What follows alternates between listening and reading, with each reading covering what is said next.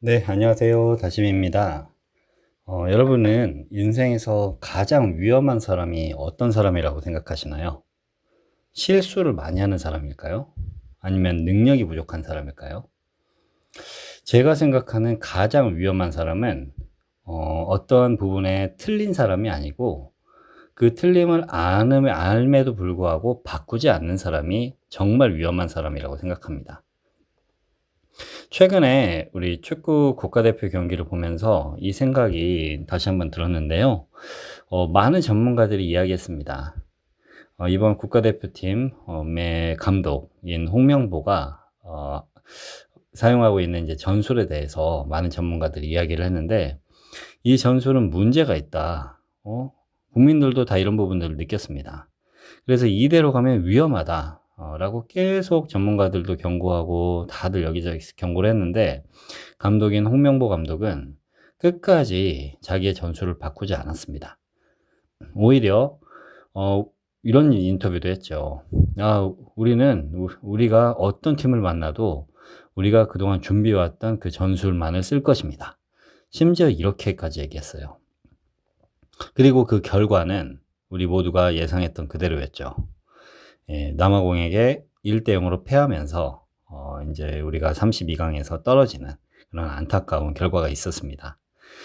저는 이 장면을 보면서 축구뿐만이 아니고 우리의 인생에 대해서도 좀 떠올랐는데 사실 우리 사주 명리학에서 가장 경계하는 사람도 바로 이번에 홍명보 감독 같은 사람입니다. 이 감독 같은 경우는 운이 나쁜 사람이라기보다는 사실 운은 그 누구보다도 좋았죠. 역대 최고의 선수들로 팀을 꾸려서 갔는데 결과적으로는 변해야 할 순간에 끝까지 바꾸지 않은 사람. 이 사람이 인제 이번에 제가 이야기할 홍명보 감독인데요. 오늘은 그 이야기를 한번 해 보려고 합니다. 우리는 실패를 결과로서 기억을 하죠.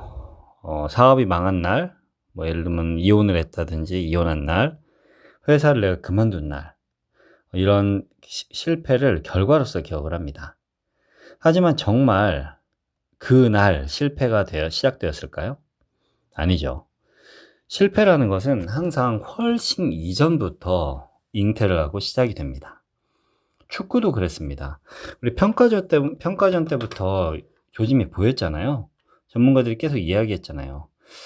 우리 너무 같은 수비 이런 우리가 그동안 하지 않았던 이런 수비 체제 말고 좀 수정해야 할 것 같습니다. 라고 계속 얘기했는데 하지만 아무것도 바꾸지 않았습니다. 결국 가장 중요한 경기인 월드컵에서 문제가 터져 버렸고 사실 문제가 터진 것이 아니라 평가전에서 이미 시작된 문제가 마지막에 드러났을 뿐입니다. 삶도 똑같아요. 인생도 똑같습니다. 갑자기 건강이 무너지는 사람은 거의 없습니다. 몸은 오래전부터 신호를 보내요. 갑자기 사업이 망하는 것도 아니고 이미 몇 년 전부터 사업 매출이라든지 뭐 여러 가지 지표들이 말해주고 있죠. 인간관계도 갑자기 끝나지 않아요. 수없이 많은 경고가 있었고 우리가 듣지 않았을 뿐입니다. 많은 사람들이 사주를 이렇게 생각하죠. 뭐 앞으로 돈을 벌까요? 언제 성공할까요?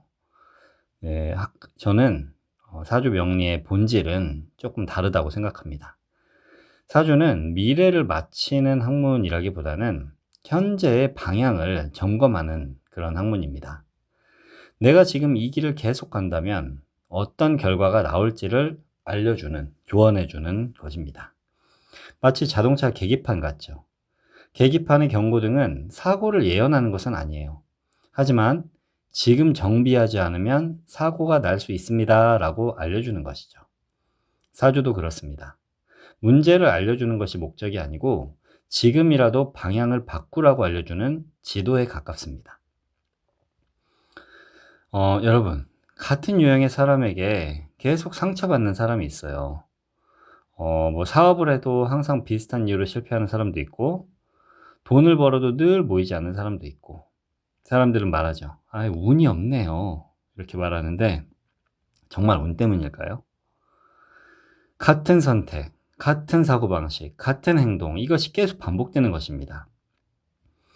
환경은 계속 변해요. 계절도 변하고 운도 변하고 사람도 변하는데 홍명보 감독같이 나만 변하지 않는, 모든 게 변하는데 팀도 바뀌고 상황이 계속 바뀌는데 자신만 변하지 않는 그런 경우, 그때부터 이제 문제는 반복되기 시작합니다.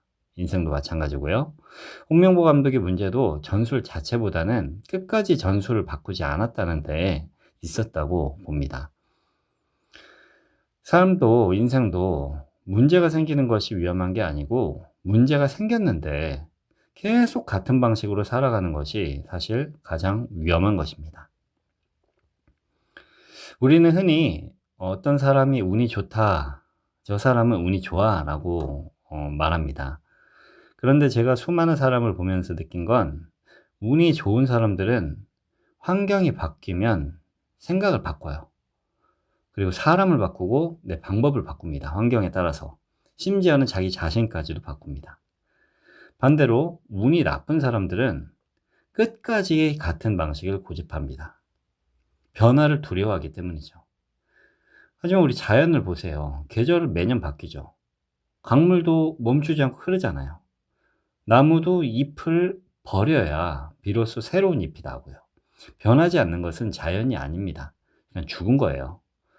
사주 명리학도 결국 자연의 이치를 배우는 학문입니다. 그러니까 운이 좋게 만드는 첫 번째 조건은 좋은 사주라기보다는 자신이 가지고 있는 태도, 변화할 줄 아는 태도가 운을 좋게 만드는 가장 첫 번째 1순위 조건입니다.